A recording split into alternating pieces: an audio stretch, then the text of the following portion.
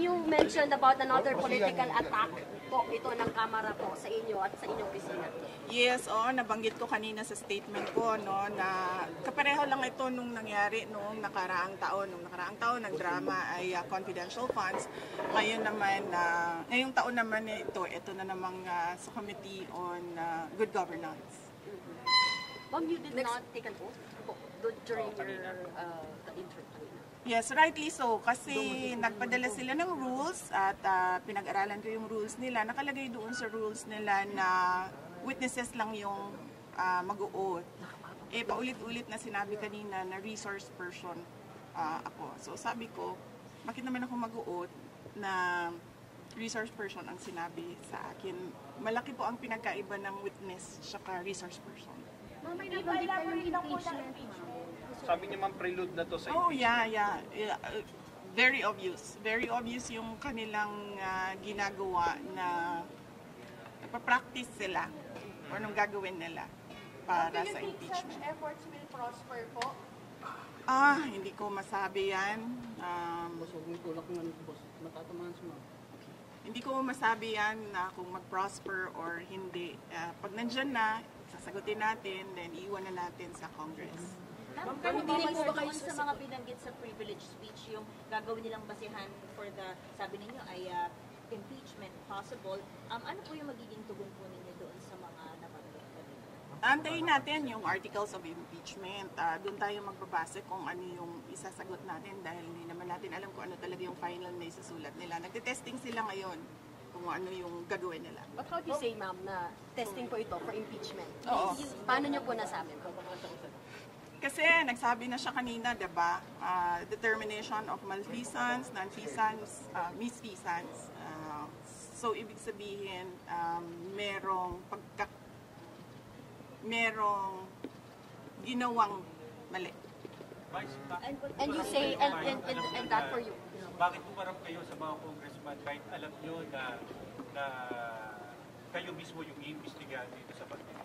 Opo, nakatanggap ako ng invitation mula sa kanila para sa pagdinig ngayong umaga na ito. At marami sa mga opisyal ng Office of the Vice President nakatanggap din ng invitation. And lahat sila, ako yung pinadala nila na authorized representative nila. Kaya nandito ako. Bakit hindi kayo nagdalawang isip na hindi lumalo? Kasi no second budget committee hearing, hindi po kayo. Para matapos na kaagad, para masabi ko na kung ano yung posisyon ko at ma-lodge na kaagad dyan na nag-attend ang Office of the Vice President. Ma'am, sakaling ipatawag ulit kayo. 700 million na budget for 2025 na pre-propose ng House. Yes sir. Kung ano man yung budget na lalabas sa GAA, yun yung gagamitin ng Office of the Vice President. Dadalo po kayo sa September 23 plenary debates ng budget niyo po ng House? Hindi pa namin nagpag-usapan sa opisina kung ano yung gagawin para sa plenary debates, but we will let you know kung nandoon kami. Mag-coordinate po ba kayo kay Kong Adio? The budget sponsor? Sumulat siya sa aming opisina at sinagot ko siya, sabi ko nagsabit na kami lahat ng documents na kinakailangan nila at iniiwan na namin to the pleasure of Congressman Martin Romualdez ang budget. Ma'am, nung opening po nung plenary debate, sinabi po ni Martin Romualdez, ni Speaker po, na hindi daw ito tolerate ng House ang hypocrisy and Wag daw magturo ng kamay. wag daw magturo ng kamay, ng mga daliri, kamay. Yun yung ginagawa nila ngayon di ba? Nagtuturo sila ng daliri nila, ilang daliri yung nandyan sa loob ngayon na ginawa ko daw. Ma'am, kung hindi kayo patatakbo ng 2028, tatakbo kayo ng 2035? Sandali, sir. Ang layo ng 2034. 25. Hindi ako tatakbo sa 2025 elections. Magpapahinga ako for midterm elections. Ma'am, ang nasabi pala ni Speaker is yung hindi daw niya ito-tolerate ang hypocrisy and evasion. Ano pong reaction niyo doon? Pero wala naman po siyang pinangalanan. Malamang ako yon dahil tinatanong ninyo ako ngayon about sa kanyang speech at sinasabi ko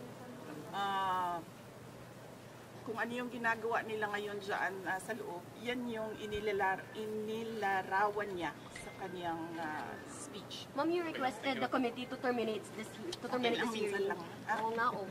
Ma'am, you requested... Thank you, Wala ma'am. naman na tayo, lunch break na. Thank you, ma'am, for accommodating us. Ma'am, you requested the committee to terminate na po itong hearing. Why? Oo, kasi yun yung posisyon ko. Nagpa-practice sila kung ano yung kakagat sa impeachment. Kahit anong gawin nila, wala talaga kaming ginawang mali sa Office of the Vice President.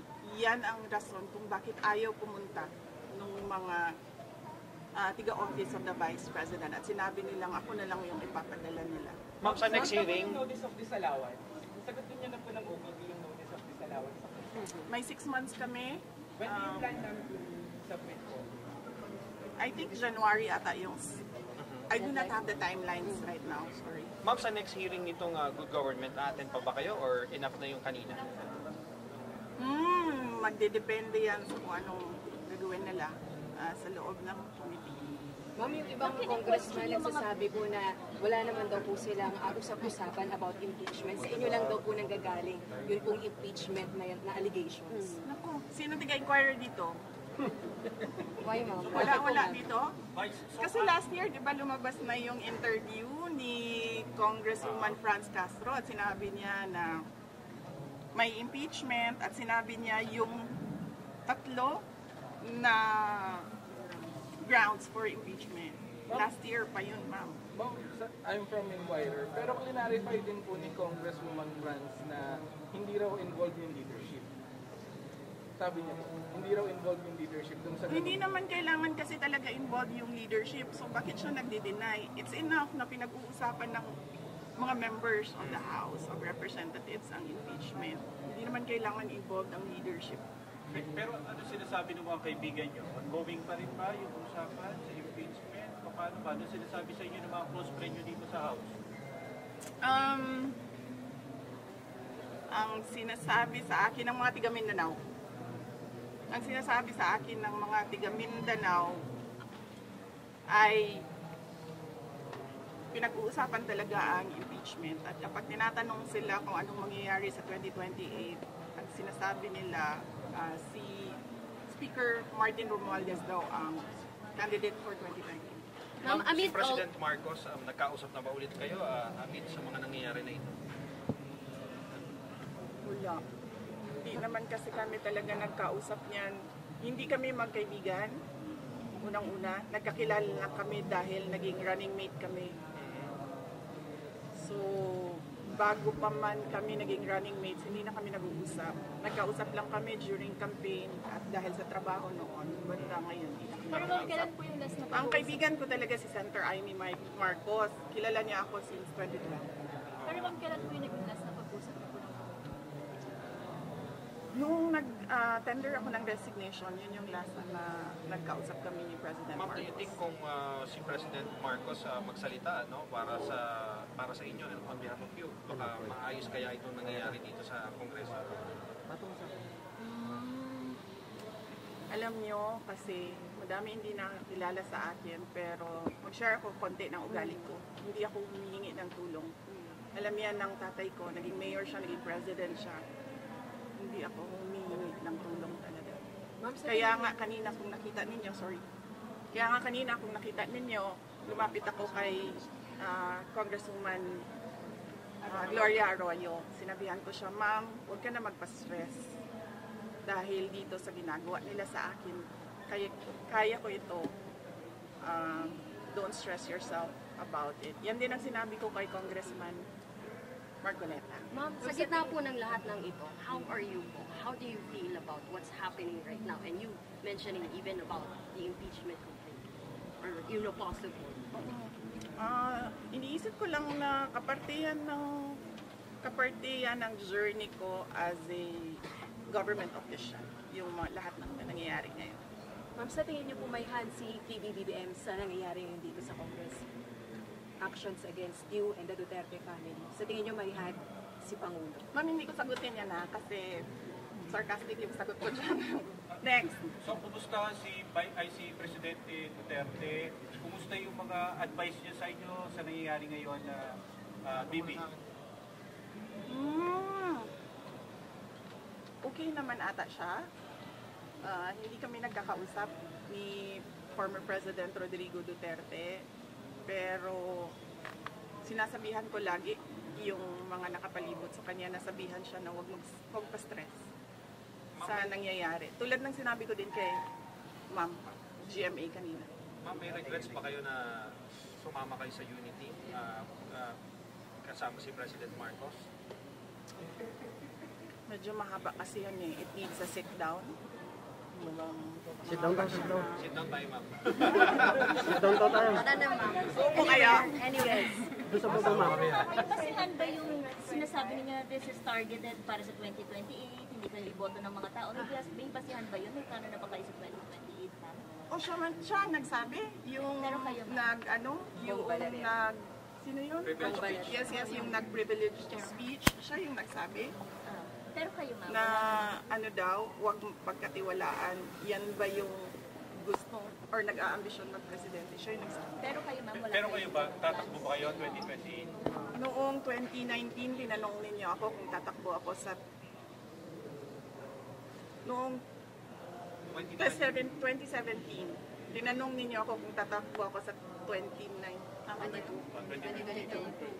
Noong 2019, tinanong ninyo ako kung tatakbo ako sa 2022 at sinabi ko na mag-a-announce ako kung tatakbo ako or hindi January 2021. Sinabi ko magsasagot ako January 2021. Ngayon? Sa ngayon, this very minute, magsasabi ako kung tatakbo ako sa fourth quarter ng 2026.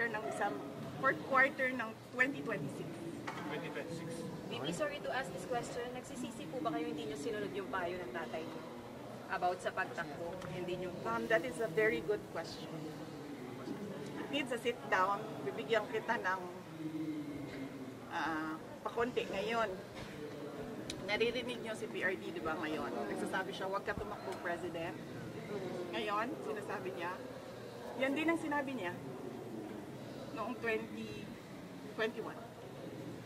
Huwag ka tumakbong President. Kasi nanggaling na ako dyan, sabi niya, hindi siya madali na trabaho. Maawa ako sa iyo.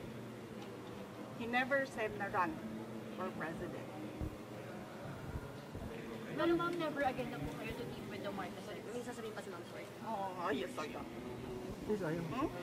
Pero ma'am, mga never again na to team with the Marcoses. Never again. Why, ma'am? Sit down tayo. Sige, ma'am. Kailan niyo gusto, ma'am? Sa baba, ma'am. Ma'am, last question na lang. You kind of turned emotional when we asked you kamusta ka na kanina and you not asking for help to anyone, even kay CGMA, kay Kung Ma'am. makikita niyo, di ba, kahit asawa ko wala siya dito. Hindi ako tao na humihingi ng tulong.